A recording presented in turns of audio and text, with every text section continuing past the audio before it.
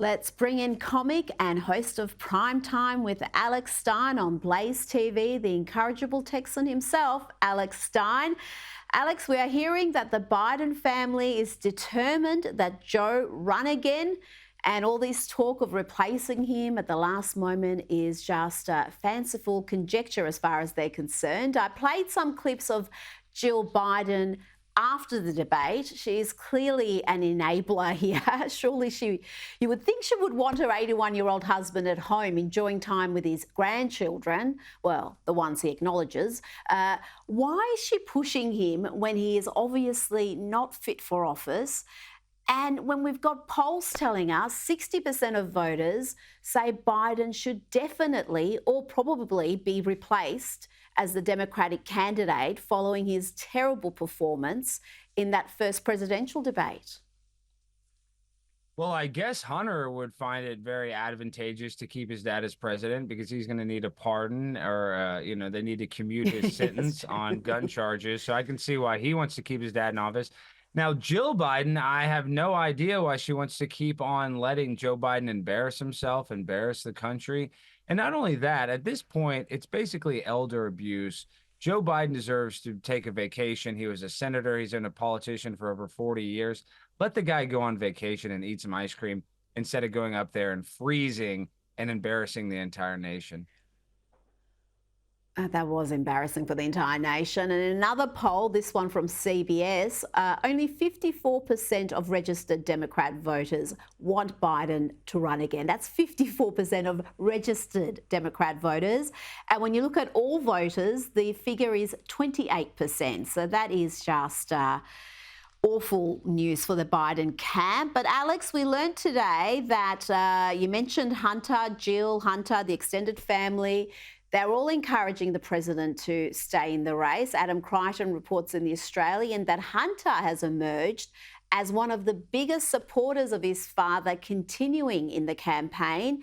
This was at a family gathering they had at Camp David, where the family met for a planned photo session with celebrity photographer Annie Leibovitz. I mean, really, you would think after that performance, he would want to show that he is in the Oval Office, he's actually governing, he's not doing photo shoots with Hunter and Jill.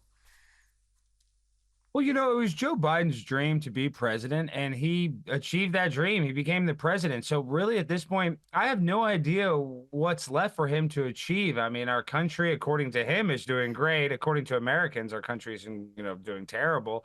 So I don't know the delusion of keeping him as president any longer. And Hunter Biden has, personal reasons why, because he's in so much, criminal trouble. But once again, let Joe Biden be free. But the sad reality is the next man up is either Gavin Newsom, maybe Michelle Obama.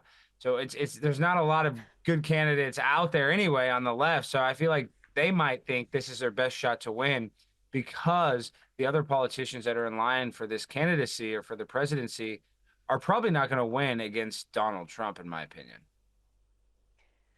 They will have a honeymoon run, though. They will have just the sweetest run from the media, and it will be such a short period that they're there that probably the scrutiny isn't going to be there. So they're going to get all the benefits of the honeymoon and none of the scrutiny. And I don't know. I think but it will speak of absolute chaos within the Democrats if they're switching their presidential candidate this late in the game.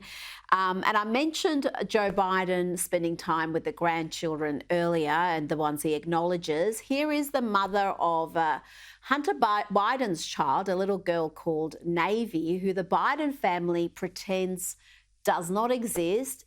Here's the child's mother speaking with Seb Gorka.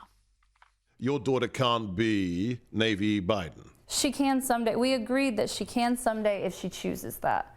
But right now, she is a Roberts. Why? What? I mean, this is his daughter, correct? Correct. Absolutely. And it was proven with scientific certainty.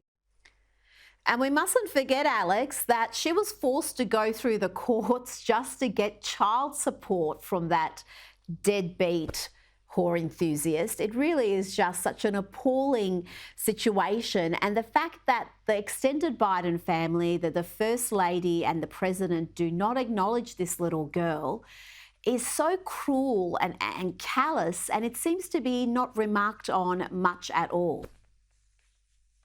Well, the left-wing media doesn't want to bring this up, and I've had the opportunity to speak to London Roberts, and one of the craziest things about this entire situation is the fact that Navy Roberts is Joe Biden's blood granddaughter. She is connected to the President of the United States, but they are refusing to give her any Secret Service protection or Secret Service detail whatsoever, which to me seems like a big mistake, considering there's all these crazy Palestinian protesters. There's all kinds of crazy people that would like to attack Joe Biden, believe it or not. And I think that that's an easy target, having Navy Roberts, the granddaughter of the president, but not allowing the granddaughter to have any Secret Service. It just seems like a waste of government resources when they really should be protecting the president's family. But since Joe Biden won't acknowledge her, the poor baby is left very vulnerable, in my opinion. Yeah, and she's not allowed to use the Biden name, despite Hunter Biden being proven to be her biological father. And she's not invited to all these events because the Bidens are very loud and proud about their family, about spending time with their grandchildren. They shoot all these videos with all the stockings lined up during Christmas time. And Navy is obviously never included in any of that.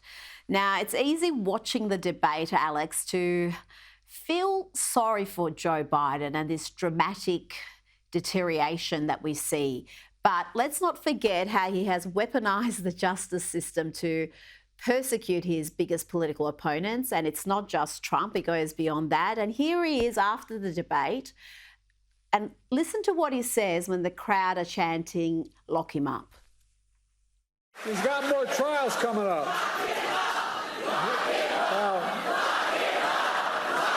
Time for that. You know, Trump joked about locking up Hillary, but her litany of offences was never really properly investigated. Meanwhile, the Democrats are using lawfare against their political opponents.